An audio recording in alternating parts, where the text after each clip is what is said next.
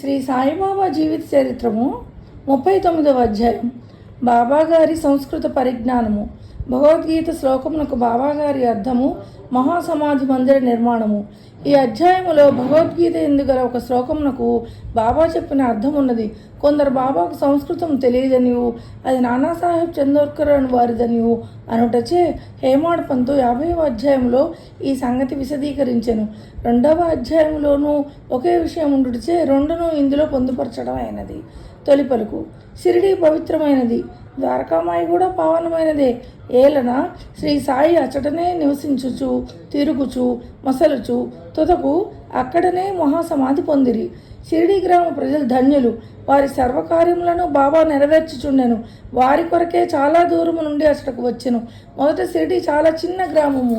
సాయిబాబా అచట నివసించుటచే దానికి గొప్ప ప్రాముఖ్యము వచ్చెను. తుదకది పవిత్రమైన యాత్రాస్థలం ఆయను.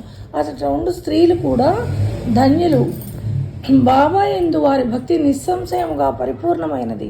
బాబా మహిమను వారు స్నానం చేయనప్పుడు, విసరునప్పుడు, రుబ్బునప్పుడు, ధ్యానము చేయనప్పుడు, ధాన్యము దంచినప్పుడు, తదితర గృహకృత్యములు చేయనప్పుడు కూడా పాడుతూ ఉండేవాళ్ళు. వారి భక్తి ప్రేమలు పావనములు. వారు చక్కని పాటలు పాడుచుండేవారు. అవి పాడిన వారికి, విన్నవారికి మనశ్శాంతి కలుగ చేయుచుండెను. బాబా చెప్పిన అర్థము. బాబాకు సంస్కృతం వచ్చునని నమ్మువారు ఉండరు. ఒకనాడు భగవద్గీతలోని ఒక శ్లోకమునకు బాబా చక్కని అర్థమును నానాసాహెబ్ చందోర్కర్కు బోధించి ఆశ్చర్యం కలుగజేసెను. ఈ విషయం గూర్చి బివి దేవ్ గారు శ్రీ సాయిలీలా సంపుటి 4వ పుట ఎందు 563 స్ఫుట ఎందు విషయం రాసినారు. వారు స్వయముగా నానాసాహెబ్ చందోర్కర్ వద్ద నుండి కొన్ని సంగతులు తెలుసుకొని తెచ్చే ఆ వృత్తాంతం దిగువ ఇవ్వబడెను. నానాసాహెబ్ చందోర్కర్ వేదాంతమును బాగా చదివినవారు. ఆయన భగవద్గీతను వివిధ అభ్యాసములతో చదివి ఉన్నందున తన పాండిత్యమునకు గర్వించుచుండెను. బాబాకి ఈ విషయం కానీ సంస్కృతం కానీ తెలియదని ఆయన అభిప్రాయము. అందుచే ఒకనాడు బాబా అతన్ని గర్వమణచెను. ఆ తొలి రోజుల్లో భక్తులు గుంపులుగా రానప్పుడు బాబా భక్తుల సంశయములను తీర్చుటకు ఒంటరిగా వారితో మసీదులో మాట్లాడుతూ ఉండేవారు. బాబా దగ్గర నానా కూర్చొని వారి కాళ్ళు నొత్తుచు నోటితో ఏదో గొణుక్కొంచుండెను. బాబా, నానా ఏమి గొణుకుతున్నావు నానా అంటున్నారు. సంస్కృత శ్లోకం వల్లిస్తున్నాను. ఏ శ్లోకము? అది భగవద్గీతలోనిది అని చెప్తారు. బాబా గట్టిగా చదువుము అన్నారు. నానా భగవద్గీత 4వ అధ్యాయం 34వ శ్లోకం క్రింది విధంగా చదివాను. తద్విద్ధి ప్రణిపాతేన పరిప్రశ్నేన సేవయా ఉపదేక్షంతి తే జ్ఞానం జ్ఞానినస్తత్వదర్శినః. బాబా అన్నారు, నానా అది నీకు బోధపడిందా అన్నారు. నానా అవును, నీకు తెలిసించో నాకు కూడా చెప్పు అన్నారు బాబా. దాని తాత్పర్యం ఇది. సాష్టాంగ నమస్కారం చేయుట అనగా పాదములపై పడుట, గురుని ప్రశ్నించుట, వారి సేవ చేయుట ద్వారా ఈ జ్ఞానమును తెలుసుకొనుము. అప్పుడు మోక్షమును పొందు జ్ఞానం గలవారు అనగా పరబ్రహ్మము తెలిసిన వారు ఆ జ్ఞానమును ఉపదేశించెదరు. నానా బాబా అన్నారు, నానా శ్లోకం యొక్క తాత్పర్యం అక్కర్లేదు, ప్రతిపదార్థము, వ్యాకరణము మరియు దాని అర్థము చెప్పుము. అప్పుడు నానా ప్రతిపదమునకు అర్థము చెప్పారు. నానా ఉత్త సాష్టాంగ నమస్కారం చేసినచో చాలునా అన్నారు బాబా. ప్రణిపాత అను పదమునకు ఇంకొక అర్థము నాకు తెలియదు. ప్రణిపాతం అనగా సాష్టాంగ నమస్కారం అనియే నాకు తెలుసు అన్నారు నాన్న. పరిప్రశ్న అనగా ఏమిటి అని అడిగారు బాబా. ప్రశ్నలు అడుగుట. ప్రశ్న అనగా ఏమిటి? అదే అనగా ప్రశ్నించుట. పరిప్రశ్నను ప్రశ్నను ఒకటే అయినచో వ్యాసుడు పరి అను ప్రత్యయమును ప్రశ్నకు ముందేలా ఉపయోగించను? వ్యాసుడి అన్న తెలివి తక్కువ వాడా? పరిప్రశ్న అను మాటకు నాకు ఇతర అర్థమేమీ తెలియదు బాబా అన్నారు నాన్నగారు. బాబా సేవ అనగా ఎట్టిది? ప్రతిరోజు మేము చేయుచున్నట్టుదే. అట్టి సేవ చేసిన చాలునా? సేవ అయిన పదమునకు ఇంకనూ వేరే అర్థం ఏమి గలదో నాకు తోచుట్లేదు బాబా అన్నారు నాన్న. బాబా గారు 2వ పంక్తిలోని ఉపదేక్షంతితే జ్ఞానం అని దానిలో జ్ఞానము పదము ఉపయోగించకుండా ఇంకొక పదము ఉపయోగించగలవా? అవును, ఏ పదము? అజ్ఞానము. జ్ఞానమునకు బదులు అజ్ఞానం ఉపయోగించినచో ఈ శ్లోకంలో ఏమైనా అర్థము కలదా? లేదు. శంకర భాష్యం ఆ విధంగా చెప్పుటలేదు. వారు చెప్పనిచో పోనిము.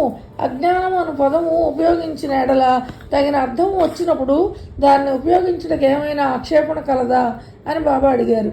అజ్ఞానమును పదమును చేర్చి దాని అర్థమును విశుద్ధపరచుటకు నాకు తెలియదు అన్నారు నాన్న. బాబా, కృష్ణుడు అర్జునుని జ్ఞానులకు తత్వదర్శులకు నమస్కారము. ప్రశ్నించుట సేవ అనునవి ప్రశ్నించుట సేవ చేయమని చెప్పనేలా. స్వయంగా కృష్ణుడు తత్వదర్శి కాదా? వారు నిజముగా జ్ఞానమూర్తియే కదా? అవును, అతడు తత్వదర్శియే. కానీ అర్జున్ని ఇతర జ్ఞానులను ఏ సేవించమనో నాకు తోచటలేదు. నీకు ఇది బోధపడలేదా అన్నారు. నాన్న సిగ్గుపడ్డాడు. అతని గర్వం అడిగాను. అప్పుడు బాబా ఇట్లు వ్యాఖ్యానించారు: జ్ఞానుల ముందు ఉత్త సాష్టాంగము చేసినచో సరిపోదు. మనం సద్గురువుకు సర్వస్వ శరణాగతి చేయవలెను. ఊరక ప్రశ్నించుడు చాలదు. దుర్బుద్ధితో కానీ దొంగ ఎత్తుతో కానీ వారిని బుట్టలో వేయటకు కానీ వారి తప్పులను పట్టుకుంటకు కానీ పనికి మాలిన ఆసక్తితో అడగకూడదు. నిజముగా తెలుసుకొని దానిచే మోక్షం పొందుటకు కానీ ఆధ్యాత్మికాభివృద్ధికి కానీ అడగవలను. సేవ అనగా ఇష్టం ఉన్నచో చేయవచ్చును, లేనిచో మానవచ్చును అనే అభిప్రాయంతో చేయనది సేవ కాదు. శరీరము తనది కాదనియు దానికి తాను యజమాని కాదనియు శరీరము గురువుగారిదనియు వారి సేవ కొరకే ఈ శరీరం ఉన్నదనియు భావించవలెను. ఇట్లు చేసినచో సద్గురువు శ్లోకములో చెప్పబడిన జ్ఞానము బోధించును. గురువు అజ్ఞానమును బోధించుననగా నానాకు అర్థం కాలేదు. బాబా చెప్పారు, జ్ఞానము ఉపదేశం ఎట్లగును అనగా సాక్షాత్కారమును బోధించుట ఎట్లు, అజ్ఞానము నశింపచేయుటయే జ్ఞానము అని చెప్పారు బాబా.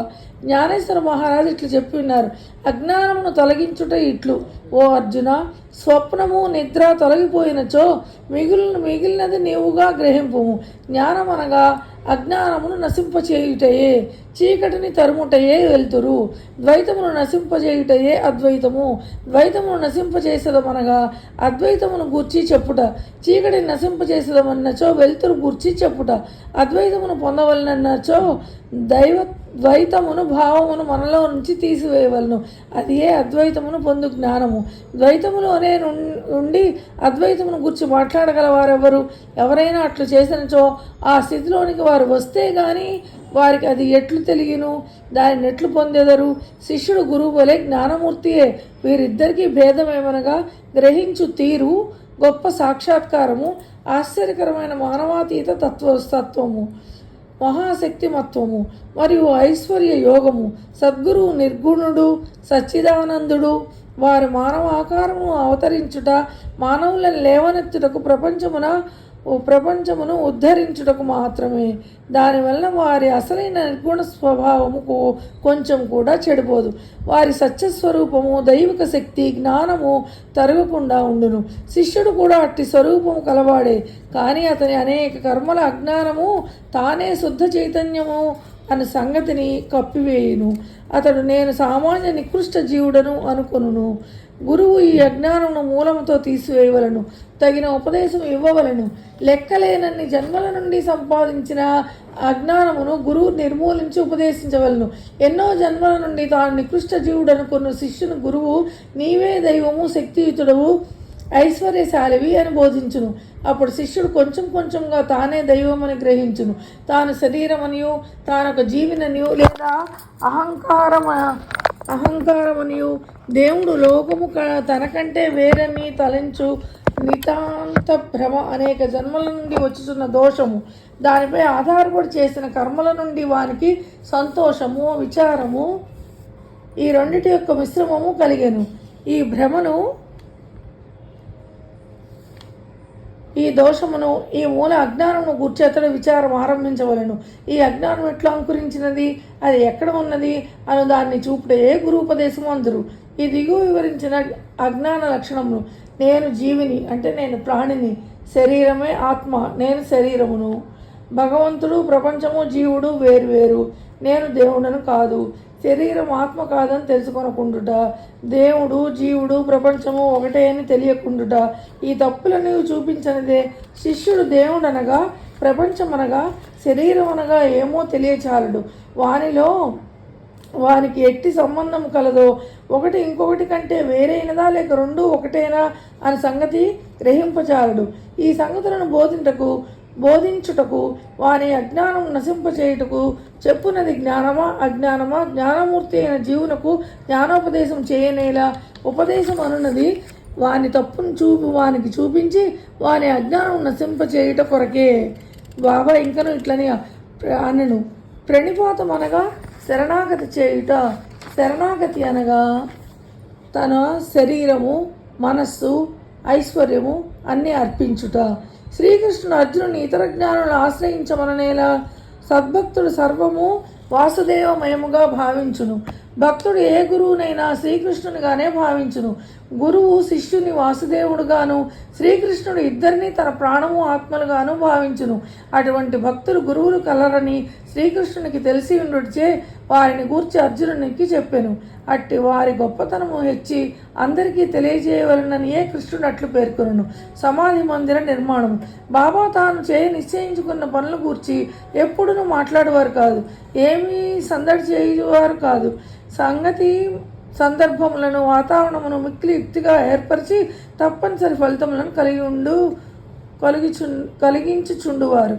అందుకు సమాధి మందిర నిర్మాణం ఒక ఉదాహరణ. నాగపూర్ కోటీశ్వరుడు శ్రీమాన్ బాపూసాహెబ్ బుట్టి షిరిడీలో సకుటుంబముగా ఉండేవారు. అతనికి అచ్చట సొంత భవనం ఉండిన బాగుండునని ఆలోచన కలిగాను. కొన్నాళ్ల పిదప దీక్షిత్ వాడాలో నిద్రించుచుండగా అతనికి ఒక దృశ్యం కనిపించెను. బాబా స్వప్నంలో కనపడి ఒక వాడాను మందిరంతో సహా నిర్మించమనను. అతడు నిద్రించుచున్న శ్యామ కూడా అట్టి దృశ్యం కనిపించను. బాపూసాహెబ్ లేచి శ్యామ ఏడ్చుచున్నట్టు చూచి కారణం అడిగాను. శ్యామ ఇట్లు చెప్పాను, బాబా నా దగ్గరకు వచ్చి మందిరముతో వాడాన్ని నిర్మింపుము, నేను అందరి కోరికలను నెరవేర్చేదను అనెను. బాబా ప్రేమ మధురమైన పలుకులు విని నేను భావావేశమునకు మైమర్చితిని. నా గొంతుగా ఆర్చుకొని పోయాను, నా కళ్ళ నీరు కార్చుండెను, నేను ఏడ్చుట మొదలెడిని. వారిద్దరి దృశ్యములు ఒకటే అయినందున బాపూసాహెబ్ బుట్టి విస్మయం చెందెను. ధనవంతుడు ఒకటి చేతనైన వాడొకటి చేతను అచ్చటొక వాడాన్ని నిర్మించడానికి నిశ్చయించుకొని మాధవరావు శ్యామ సహాయంతో ఒక ప్లాన్ రాశాను. కాకాసాహెబ్ దీక్షిత్ దాన్ని ఆమోదించను. దానిని బాబా ముందర పెట్టగా బాబా కూడా వెంటనే ఆమోదించను. కట్టుట ప్రారంభించిరి. శ్యామ పర్యవేక్షణ చేయుచుండెను. భూగృహము బావి పూర్తయ్యను. బాబా కూడా లెండీకి పోవునప్పుడు తిరిగి వచ్చినప్పుడు కొన్ని మార్పులను, సలహాలను ఇచ్చుచుండెను. మిగిలిన పని అంతయు బాపూసాహెబ్ జోగును చూడమన్రి. అది నిర్మించినప్పుడు బాబూసాహెబ్ బుట్టికి ఒక ఆలోచన కలిగెను. చుట్టూ గదులుండి దాని మధ్య ఒక విశాలమైన హాల్లో మురళీధరుడు అంటే శ్రీకృష్ణ ప్రతిమను ప్రతిష్ఠ చేయవలనని తట్టాను. బాబాకి ఈ సంగతి తెలియజేసి వారి అభిప్రాయం కనుగొనవలనని శ్యామకు చెప్పాను. వాడా పక్క నుండి బాబా పోవచుండగా వారిని శ్యామ ఈ విషయం అడుగగా బాబా అందులోకి సమ్మతించి దేవాలయం పూర్తి కాగానే నేనే అచ్చట నివసించడానికి వచ్చేదను అని వాడా వైపు చూచుచు, వాడా పూర్తి అయిన పిమ్మట మనమే దాన్ని ఉపయోగించుకున్న వలన మనం అందరం అచ్చట ఉందాము, అందరం కలిసిమెలిసి ఆడుకుందాము, ఒకరినొకరు కౌగలించుకొని సంతోషముగా ఉండవచ్చును అనను. దేవస్థానం మధ్య మందిరం కట్టుటకాది తగిన శుభ సమయమా అని శ్యామ అడుగగా బాబా సమ్మతించుటచే శుభ సమయము అని శ్యామ కొబ్బరికాయ తెచ్చి పగులు కొట్టి పనిని ప్రారంభించెను. కొద్ది కాలంలో పని పూర్తయ్యను. మురళీధర విగ్రహం తయారు చేయుటకు ఆజ్ఞాపించిరి. అది తయారు కాకమునిపే కొత్త సంగతి జరిగాను. బాబాకు తీవ్రమైన జ్వరము వచ్చెను. వారు కాయమును విడుచుటకు సిద్ధముగా ఉండిరి. బాపూసాహెబ్ మిక్కిలి విచారగ్రస్తుడాయను, నిరాశపడను. బాబా సమాధి చెందినచో తన వాడ బాబా పాదములచే పవిత్రము కాదనియు తాను మదుపు పెట్టిన ₹1,00,000 వ్యర్థముననియు చింతించను. కానీ బాబా సమాధి చెందక ముందు నన్ను రాతి మందిరంలో ఉంచుడు అన్నట్టు పలుకులు బాపూసాహెబ్కే కాక అందరికీ ఊరట కలిగించను. సకాలంలో బాబా పవిత్ర శరీరము మధ్య మందిరంలో పెట్టి సమాధి చేసిరి. ఇట్లు మురళీధర్ కొరకు నిర్ణయించిన స్థలం నందు బాబాను సమాధి చేయుటచే బాబాయే మురళీధరుడనియు బుట్టి వాడాయే సమాధి మందిరమనియు అర్థము గ్రహించవలను. వారి విచిత్ర జీవితము లోతును కనుగొన శక్యము కాదు. తాను కట్టించిన వాడాలో బాబా పవిత్ర శరీరము సమాధి ఒకటచే బాపూసాహెబ్ బుట్టి మిగుల ధన్యుడు, అదృష్టశాలి. ఓం నమో శ్రీ సాయినాథాయ. శాంతి శాంతి శాంతి. 39వ అధ్యాయం సంపూర్ణం.